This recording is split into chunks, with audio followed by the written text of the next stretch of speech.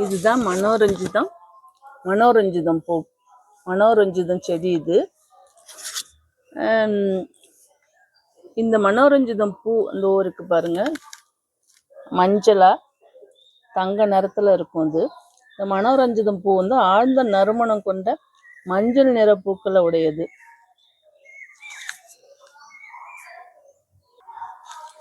இந்த மனோரஞ்சிதம் செடி வந்து நம்ம வீட்டு தோட்டத்துல வளர்க்கலாம், அப்புறம் வீட்டை சுற்றியும் வளர்க்கலாம். நல்ல மனம் கமழக்கூடியது. பெரும்பாலும் வந்து இந்த பூக்கள் வந்து மாலை நேரத்துல தான், மாலை முடிந்து இரவு ஆரம்பிக்கிற நேரத்துல தான் இந்த பூ மலரும். ரொம்ப அழகா இருக்கும். அது 6 இதழ்களை கொண்டது.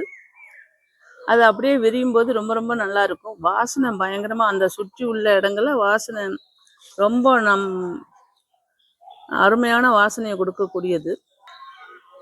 இந்த பூக்கள் வந்து இதுதான் மனோரஞ்சித மரம். இப்படியே இருந்தாலும் இந்த மாதிரி கொடி வகையா தான் இது படர்ந்துக்கும். கொடி வகையா தான் வரும். அது அப்படியே மேலே போய் அந்த மாடியை நோக்கி போயிருக்கு. அப்படியே பார்த்தீங்கன்னா தெரியும், அங்க வரைக்கும் போயிருக்கு. அப்படியே வரிசையா அந்த பூக்களை வச்சுக்கிட்டே வருது. பெரும்பாலும் ஜூன் ஜூலைல பூக்குங்கிறாங்க. ஆனா இப்போ வந்து மார்ச் ஏப்ரல்லேருந்தே ஆரம்பிச்சிச்சு பூக்கள். இந்த மனோரஞ்சிதம் வந்து படரும் கொடி வகையை சேர்ந்தது தான். படரும் கொடி வகையை சேர்ந்தது இப்படிதான் படம். அப்புறம் வந்து எளிதாக வளரக்கூடியது, நீண்ட காலம் பூக்கும் தன்மையை கொண்டது. ரொம்ப நாட்கள் வந்து நீண்ட காலம் உயிரோடு இருந்து நல்லா பூக்கிற தன்மையை கொண்டது. இந்த பக்கமெல்லாம் வந்து அந்த இருக்கு பாருங்க, அந்த பக்கமெல்லாம் பூத்திருக்கு. அந்த பூக்கும்போது நிறைய நல்ல வாசனை. முதல்ல வந்து பச்சை கலர்ல வரும். இந்த மாதிரி பச்சை கலர்ல தான் இருக்கும். அதற்கு அப்புறம் மஞ்சள் கலர்ல, நாளைக்கு ஈவினிங்கே இது வந்து மஞ்சள் கலர்ல வந்து நல்லா விரிஞ்சுக்கும். இப்படி மொத்தம் உள்ளுக்குள்ள ஒரு 3 இதழ், வெளிப்பக்கமா ஒரு 3 இதழ் இருக்கும், 6 இதழ் இருக்கும். விரியும் போது ரொம்ப வாசனை அருமையா இருக்கும். இந்த வாசனை நுகர்ந்தாலே பல விதமான டிப்ரெஷன்கள் குறையும். அந்த அளவு இருக்கும். பெரும்பாலும் நம்ம வந்து படுக்கிற இடத்துக்கும் பின்பக்கமா ஜன்னலை எட்டாத அளவுக்கு வச்சுக்கிட்டோம்னா அது பூக்கும்போது செம வாசனையை கொடுத்துரும். இந்த இருக்கு பாருங்க, இந்த பூக்கள், இந்த பூ தான் இப்படிதான் இருக்கும் இதனோட பூவு. இது வந்து கொஞ்சம் நேரத்து பூத்தது. இது வந்து இந்த பூ வந்து சுருண்டுச்சு. அந்த மாதிரி வந்து எல்லோ, இந்த மாதிரி பச்சையா வந்து, அப்புறம் இந்த மாதிரி வந்து, அப்புறம் இந்த மாதிரி எல்லோவா, முழு எல்லோவா மாறும். இது ரொம்ப அபரிதமான பூ. இந்த பார்த்தீங்களா, இது விரிஞ்சிருக்கும் போது ரொம்ப அழகா இருக்கும். வந்து பார்த்தா ரொம்ப வாசனை. இந்த செடி வந்து இந்த மனோரஞ்சிதம் பூக்கள் வந்து வழிபாட்டுக்கு ரொம்ப உகந்தவை. அப்புறம் வந்து வாஸ்து ரீதியா நேர்மறை ஆற்றலை இருப்பதா நம்பப்படுது. அது படரும் கொடி வகையை சேர்ந்தது, எளிதா வளரக்கூடியது, நீண்ட காலம் பூத்துக்கிட்டே இருக்கும். இந்த பூ வந்து மலர்களின் ராணி அப்படின்னு அழைக்கப்படுது. வெளிநாடுகளில் வந்து இளங்குன்னு அழைக்கின்றாங்க. இந்த இளங்குன்னு ஒரு எண்ணெய் வகையும் தயார் பண்ணுறாங்க. நிறைய மனோரஞ்சித சென்ட் வகைகள் அதெல்லாமே தயார் பண்ணுறாங்க. அந்த இளங்குன்னு என்னங்கிறதுனா, இதெல்லாம் வெளிநாட்டில் இப்படி பேர் வச்சு அழைக்கிறாங்க. இது வந்து இந்த பூ, இது வந்து பூக்களுக்கெல்லாம் பூ அப்படிங்கிறது தான் அந்த இளங்குன்னு சொல்றதோட பொருள். அப்புறம் இன்னும் பார்த்தீங்கன்னா, மனோரஞ்சிதத்தை வந்து காட்டு செண்பகம் அப்படின்னு சொல்றாங்க. காட்டு செண்பகப்பூ அப்படின்னு அழைக்கிறாங்க. இது தங்க நிறத்துல இருப்பதனால இந்த கனகம் அப்படின்னு அழைக்கிறாங்க. இது என்னன்னா, அந்த மாதிரி தங்கம்மா நிறமா இருக்கு பாருங்க, இந்த மாதிரி நிறத்துல இருக்கிறதுனால கனகம் அப்படின்னு அழைக்கிறாங்க.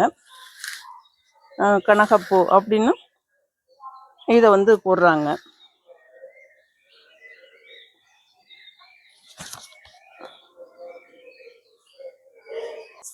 இந்த மனோரஞ்சிதம் வந்து இந்தியாவிலும் தென்கிழக்கு ஆசிய நாடுகளிலும் வளரும்.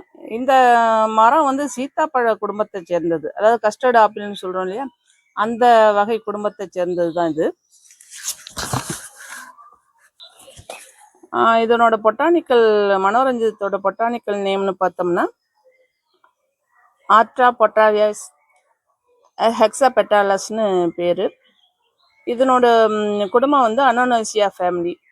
இது வந்து ஒரு ஏறுகொடியை சேர்ந்தது, ஏறுகொடி தாவரம். அதாவது கிளிம்பிங் ஷெல்ஸ்ன்னு சொல்கிறாங்க இல்லையா, அந்த மாதிரி உள்ளதுதான். இந்த மாதிரி இந்த மரமாக இருந்தாலும் கூட இந்த மாதிரி தணிக்கலாம், நாம் இந்த மாதிரி வந்துடும்.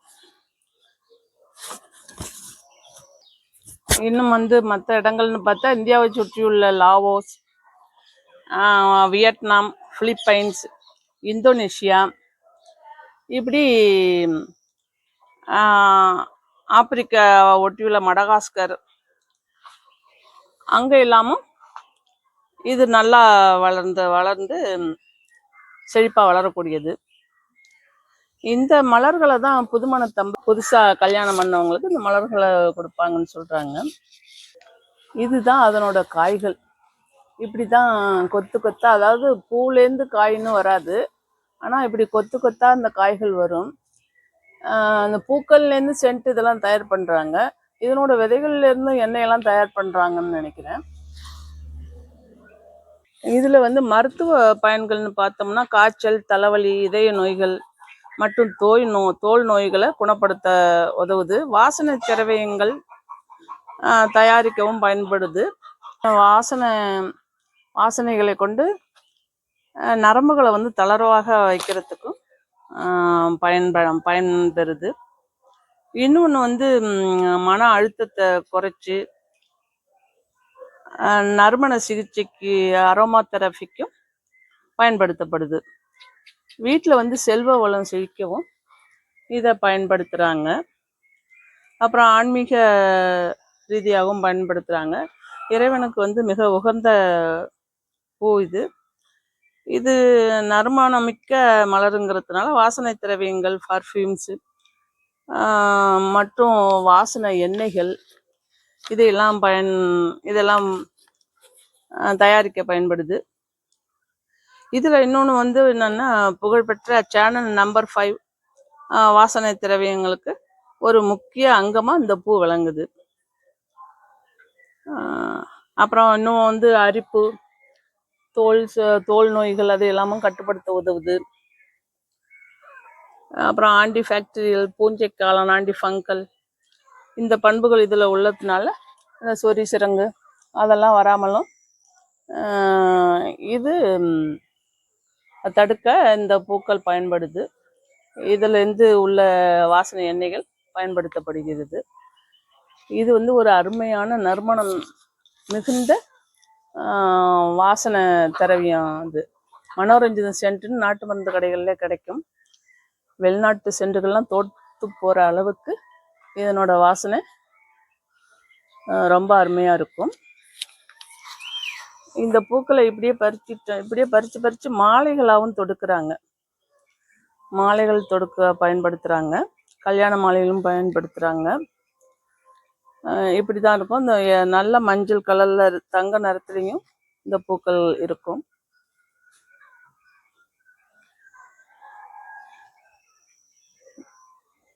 ரொம்ப அழகாக இருக்குது. இது வித்தியாசமான பூ இதுங்க.